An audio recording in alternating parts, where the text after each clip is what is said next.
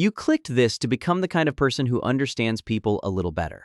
Notice what that is. You didn't reach for a snack or a nap. You reached for an idea, something to make you sharper, more insightful, the one at dinner who can explain why everybody does what they do. In the status game, the writer Storr argues that reflex isn't curiosity. It's a quiet move in a game you never agreed to join. And by the end of this, you'll know exactly why you really clicked. Most of us think we're above all this. Status is for peacocks. The loud car, the corner office, the guy who works his job title into the first 5 minutes. You're not like that. Hold on to that thought, because a British scientist spent decades quietly taking it apart. In 1967, an epidemiologist named Michael Marmot began following around 18,000 British civil servants. Same city, same offices, all with steady jobs and the same National Health Service. On paper, the most boring group imaginable. Then the bodies started telling a story nobody ordered. The men at the bottom of the office hierarchy, the clerks, the messengers, were dying earlier than the men at the top. Not by a hair. The lowest grades had roughly 3 times the death rate of the highest. And here's the part that should stop you. It wasn't poverty. Everyone had food, shelter, doctors, and it wasn't just the usual suspects. The gap survived even after Marmot accounted for smoking, for cholesterol, for blood pressure. Something about simply being lower in the pecking order was getting into people's bodies and shortening their lives. A rung on an invisible ladder was doing the work we'd normally blame on cigarettes. So how does a job title reach inside your arteries? To see the machinery, it helps to leave the office. For years, the neuroscientist Robert Sapolsky spent his summers on the plains of East Africa, watching baboons, because baboons, like civil servants, live inside a strict hierarchy, and unlike civil servants, they'll let you draw their blood. What he found rhymed with Whitehall. The low-ranking males, the ones shoved off the good feeding spots, the ones who flinched when a superior walked past, carried the marks of it in their blood. Higher stress hormones, day after day, higher resting blood pressure, weaker immune signals, less of the cholesterol that guards the heart. Their bodies behaved as if they were under a low, constant siege, because socially they were. Now, you could still tell yourself a comfortable story here. Maybe the weaker animals just end up at the bottom. Maybe the sickness causes the low rank, not the other way around. It's the obvious objection, and scientists had it too. So they ran the test that settles it. In studies of monkeys by Kaplan and Carol Shively, researchers did something you can't do to people. They reshuffled the hierarchy. They moved animals into new groups, forcing new pecking orders, taking one who'd lived near the top and dropping it to the bottom, lifting a low ranker up, and the bodies followed the rank. The same animal, same genes, same food, laid down more disease in its arteries when its status fell and less when it rose. Change the position, change the flesh. Sit with that for a second. Status wasn't just sitting next to health. The way two things happened to travel together. Move the status, and the health moved with it. The latter isn't a metaphor. Your nervous system is running a scoreboard all the time, whether or not you ever choose to look at it. So what exactly is it keeping score of? Here's where it turns personal and a little uncomfortable, because if status were really about money, the answer would be easy. Earn more? Feel better? That's not what the numbers say.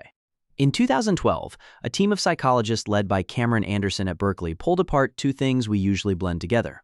One was socioeconomic status, your income, your net worth, the size of the number in the account. The other they called sociometric status, how much you're respected and admired by the people you actually see, your friends, your team, your circle. Then they asked which one tracks a happy life. It wasn't the money. Across study after study, it was the local ladder, the respect of the people in the room that predicted well-being. And when they followed people over time, the effect moved with them. When someone standing in their circle rose, their happiness rose. When it fell, they sank with it. Your bank balance is abstract. The nod from someone whose opinion you care about is, you already know this in your body. Think of the flick of the thumb to check who liked the post. The story at dinner, that's really a small advertisement for yourself. The itch to correct a stranger who's wrong on the internet, none of that is about money. All of it is the scoreboard lighting up in real time. That itch is the game, and you're playing it right now. So if we're all playing, what are we playing? Storr's answer is that there isn't one status game. There are 3, and you're fluent in all of them. The first is dominance, status taken by force and fear. The bully, the strong man, the boss who rules by threat. It's the oldest game, and it works. The psychologists Joey Cheng and Joseph Henrich found that dominant people really do command influence and attention, but it buys obedience, not warmth. We watch them, we don't like them. The other route is prestige, status handed to you freely because people want to give it. And Storr splits it in 2. There's the virtue game, where you rise by being good, devout, loyal, principled on the right side, and there's the success game, where you rise by being skilled, the surgeon, the builder, the person who is simply excellent at the thing. Look at your feed, and you can watch all three fight for space. The dunk that humiliates, the post announcing how much someone cares. The quiet flex of a win. One glowing rectangle running 3 ancient games at once. And here's the objection you might be forming right now. Fine, but I genuinely don't care about status. Listen to that sentence for a second. Being the person who floats above the grubby scramble.